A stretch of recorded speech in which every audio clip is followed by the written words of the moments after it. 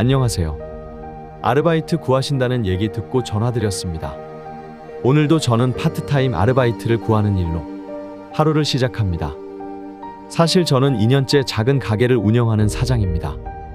하지만 희망찬 시작처럼 과정도 희망차지는 않더군요. 시간이 지날수록 나아지지 않는 사업 환경은 단단했던 제 마음을 자꾸만 흔들었습니다. 열정만으로는 해결할 수 없는 문제들, 실패와 실수가 거듭될수록 제 능력에 대한 의심은 커지고 이대로 무너질 것만 같은 막연한 불안함, 마음의 흔들림보다 더 큰 문제는 경제적인 부분이었습니다. 가게를 운영하고 있지만 매번 적자인 이 환경에서 저는 어쩔 수 없이 파트타임 아르바이트를 시작해야만 했습니다. 가게를 운영하면서 다른 일을 하는 건 전혀 무리가 없지만 어느 순간 이런 생각이 들더군요. 지금 나의 시간은 버텨야 하는 과정인 걸까?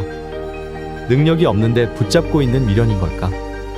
가게를 과감하게 그만둬야 하는지, 아르바이트를 하면서도 가게를 유지해야 하는 게 맞는 건지, 어느 것도 선택을 내리지 못하는 제가 답답하기만 합니다. 원래 선택이라는 것이 이리도 어깨를 무겁게 하는 것이었던가요? 단단했던 제 마음에 불안이라는 씨앗이 심어진 후에 저는 점점 무기력해지고 있습니다.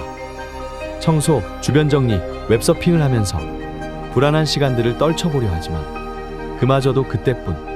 불안함의 시간은 또다시 마음을 꽉 채우고 맙니다. 이 답답함의 시간, 어떻게 해야 좋을까요?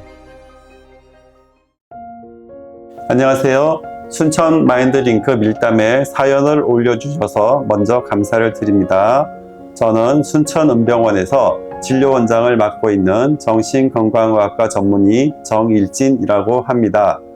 사연자분의 글을 읽어보면서 얼마나 걱정과 불안이 많으시고 선택의 기로에서 고민을 하고 계신다는 것이 느껴질 수 있습니다.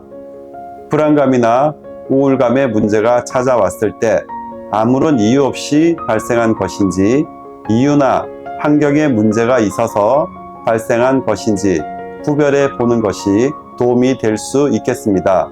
자신의 안과 밖의 문제가 서로 영향을 주는 경우도 있겠지만 우선은 안과 밖을 구별해 보는 것이 조금 수월하게 생각할 수도 있겠습니다.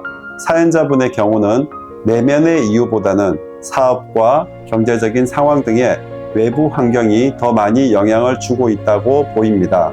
그러니까 외부의 일이 더 크게 작용하고 있고 자신의 내면의 문제가 더 원인이라고 할 수는 어렵게 보입니다.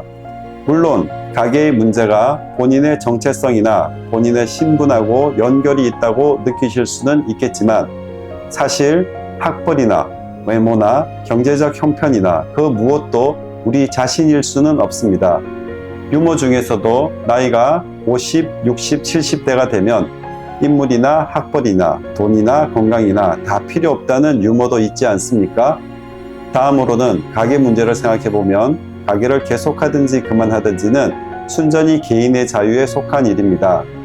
그러나 사연자분의 글을 읽다 보면 가게를 그만두게 되면 실패자가 되었다든지 자신의 능력이 부족한 것이 드러나게 된다든지 친구나 주위 사람을 실망시킨다든지 내 자신의 능력을 가게를 통해서 꼭 증명해야 한다는 이런 무겁고 힘든 생각들이 있는 건 아닌지 생각이 듭니다. 가게는 가게일 뿐입니다. 사랑하는 연인하고도 잘 맞는 사람이 있고 잘 맞지 않는 사람이 있습니다. 우리 모두는 조금 더 잘하는 일도 있고 조금 더 잘 맞는 분야도 있습니다. 또한 잘 맞는 경우에도 시간과 공간과 여건에 따라서 가게든 연인이든 인연이 오래 이어질 수도 있고 아닐 수도 있습니다. 다만 위에서 말한 무거운 생각이나 꼭 이 사람이 가게여야 한다고 생각할 필요는 없는 것 같습니다. 이런 무거운 생각들은 현실적으로 결정하고 행동하는 것을 어렵게 만들 수 있습니다. 며칠 전에 읽은 책에서 이런 구절이 생각납니다. 인내심의 또 다른 이름은 고집이다. 사실 우리는 지금 어려운 순간을 참고 견딘다고 생각할 수 있지만 지금 우리의 결정이 인내심인지 고집인지는 분별하기 어렵습니다. 언제든 선택의 기로에 있을 때 생각해 보아야 할 경구가 아닌가 생각이 듭니다. 결정은 사연자분이 하시는 것입니다.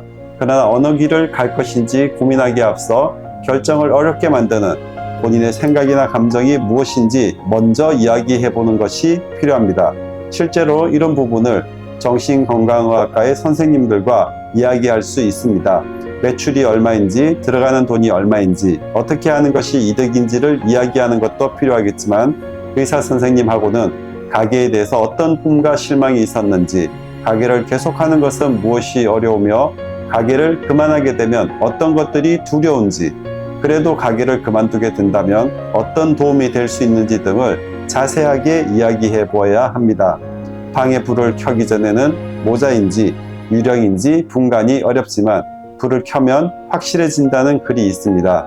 선생님과 상담을 통해서 마음의 불을 켜게 되신다면 지금 나를 힘들게 하는 것이 실체 없는 유령인지 실제적인 장애물인지를 조금 더 확실하게 파악할 수 있습니다. 가까운 정신건강의학과에서 추가적인 진료나 상담을 통해서 자신의 마음과 감정을 조금 더 이해해가는 기회를 가지시기를 말씀드리며, 오늘 말씀드린 것은 대략적인 감정과 심리적인 개요를 말씀드린 것이며, 요즘에는 인지행동치료적인 접근이나 약물의 처방이 또한 중요한 부분이 되고 있음을 아울러 말씀을 드립니다. 사연자분의 파이팅을 응원합니다. 감사합니다.